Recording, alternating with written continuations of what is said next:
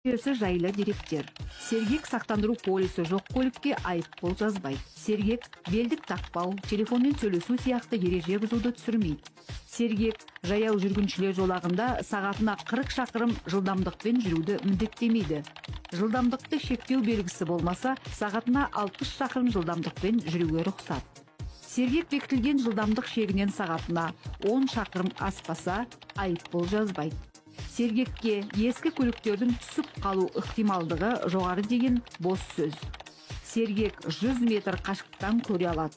Сергектің инфрақызыл көмескі жарығы өшіп тұрса, камера істемей тұр дегенді білдірмейді, түсіре береді.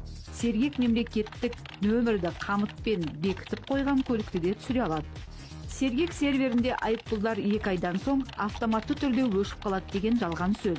Айыппұл туралы ескерту 2 айдың ішінде келеді. Сергек бойынша айыппұлдар смартфонға SMS хабарлама түрінде келеді. Енді бұрынғыдай хаттама алдым деп қол қоймай, айыппұлдан құтылу қолығы өтпейді. Сергек адамның түрін анықтамайды.